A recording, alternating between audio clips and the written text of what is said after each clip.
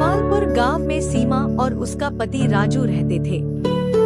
राजू बहुत मेहनती था, सुबह से लेकर रात तक घर और बाहर दोनों काम करता था। पर सीमा बहुत आलसी थी। वो अक्सर सर दर्द का बहाना बनाकर काम से भाग जाती थी। एक दिन राजू के भैया ने नई जमीन खरीदी और पूजा राखी। राजू और सीमा भी वहां गए। राजू ने देखा कि उसकी भाभी अपने पति के साथ मिलकर हर काम में मदद कर रही थी। कभी चाय बना रही थी, कभी सामान संभल रही थी। राजू ने चुपचाप सीमा की तरफ देखा और मन ही मन बोला, काश सीमा भी मेरा साथ देती तो शायद मेरी जिंदगी इतनी मुश्किल न होती। अगली सुबह राजू घर के बाहर सफाई कर रहा था। तभी गांव की एक आमा बोली, राजू, तेरी बीवी आज भी बीमार है क्या?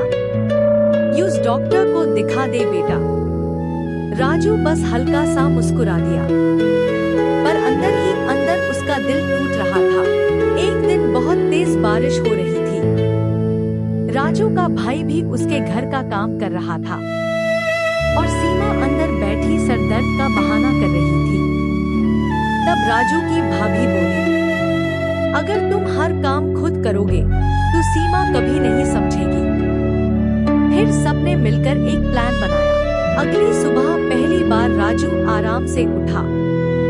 ना उसने घर साफ किया, ना खाना बनाया, बस गाय को चारा दिया और काम पर चला गया। रात को सीमा बोली,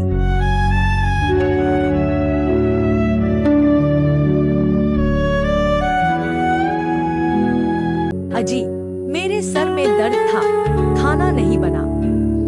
राजू चुप रहा, पानी पिया और बिना कुछ कहे सो गया। 2 दिन तक ऐसा ही चलता रहा। 2 दिन से भूखी सीमा किचन में गई। वहां बस थोड़ा चना और गुड़ पड़ा था। उसने वही खाकर पेट भरा। शाम को गुस्से में बोली, आप कैसे पति हो? मैंने 2 दिन से कुछ नहीं खाया। राजू की आंखों में आंसू आ गए। उसने धीरे से कहा, मैं सुबह से रात तक मेहनत करता हूँ, तुम्हारे लिए पैसा कमाता हूँ, क्या तुम अपने लिए 2 रोटी भी नहीं बना सकती? ये कहकर राजू सो गया। कुछ दिनों बाद राजू ने अपनी गाय बेच दी। सीमा जोर से बोली, आप गाय क्यों बेच रहे हो? मुझसे अब सब नहीं संभलता।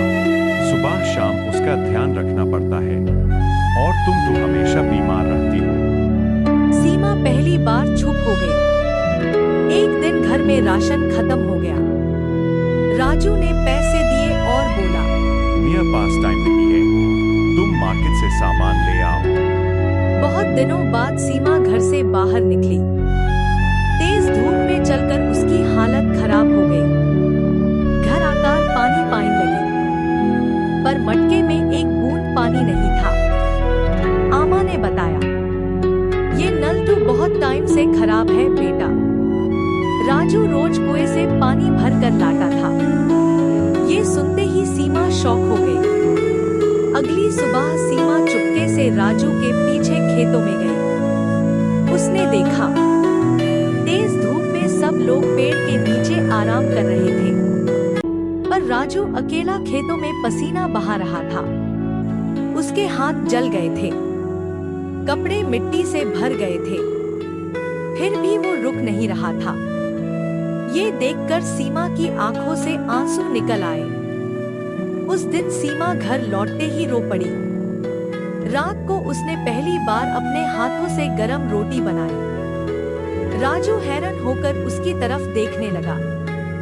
सीमा रोज यूं बोली, मुझे माफ कर दो राजू, मैंने कभी तुम्हारी तकलीफ समझी ही नहीं। राजू हल्का सा मुस्कुरा दिया। उस दिन के बाद सीमा बदल गई।